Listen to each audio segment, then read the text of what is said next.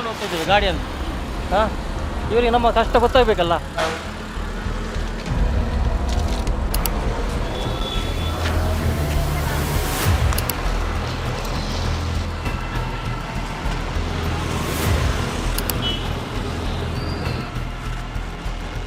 ಅದೇ ಗೊತ್ತಿಲ್ಲ, ಗ್ಯಾಸ್ ಇದ್ದು ಇಲ್ಲ ಅಂತ ಹೇಳ್ತಾರೆ, ಅದು ಗೊತ್ತಿಲ್ಲ. ಅದು ನೋಡಿ, ನಾವು ಇಷ್ಟು ತುಂಬ ಸಮಯದಿಂದ ನೋಡ್ತಾ ಇದ್ದೀವಿ, ಎಲ್ಲ ಪಂಪಲ್ಲಿ ಗ್ಯಾಸ್ ಉಂಟು, ಅದು ಗ್ಯಾಸ್ ಕೊಡ್ತಾ ಇಲ್ಲ ಇವರು. ಮೊನ್ನೆ ಒಂದೊಂದು ಪಂಪಲ್ಲಿ ಒಂದೊಂದು ರೇಟ್ ಇದೆ.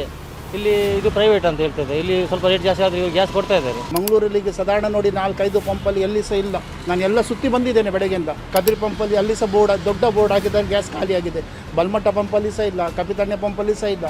ಈ ಥರ ಆದರೆ ನಾವೆಂತ ಮಾಡೋದು? ಆಯ್ತಾ 7 ಪೆಟ್ರೋಲ್ ಬಂಕಲ್ಲಿ ಯಾಕೆ ಗ್ಯಾಸ್ಗೆ ಬರೋದಿಲ್ಲ ಅಂತ ನಾನು ಕೇಳೋದು. ಇಲ್ಲಿ ಒಂದು ಮಾತ್ರ ಯಾಕೆ ಗ್ಯಾಸ್ ಅಭಾವ ಇಲ್ಲ ಅಂತ ಎಲ್ಲ ಸೆಂಟ್ರಲ್ನಿಂದ ಆರ್ಡರ್ ಬರ್ತಾ ಉಂಟು, ಗ್ಯಾಸ್ ಅಭಾವ ಇಲ್ಲ ಅಂತ. ಇಲ್ಲಿ ಕೊಡೋದಿಲ್ಲ. ಯಾಕೆ ಕೊಡೋದಿಲ್ಲ? ನೀವು ಕೇಳಿದ್ದೀರಾ ಯಾಕೆ ಕೊಡೋದಿಲ್ಲ? ಎಲ್ಲ ಕೇಳಿ ಬಂದು ಇಲ್ಲಿ ನಿಂತದಲ್ಲ. ಈಗ 300 ರೂಪಾಯಿ ಕಲೆಕ್ಷನ್ ಉಂಟು.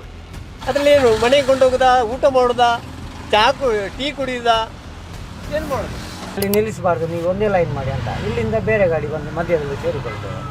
ನಾನೀಗ ಸಾಧಾರಣ 2-2.5 ಗಂಟೆ ಆಯ್ತು ಇಲ್ಲಿ ನಿಂತು. ಈಗ ಈ ಲೈನ್ ಹೋಗ್ತಾ ಇದೆ.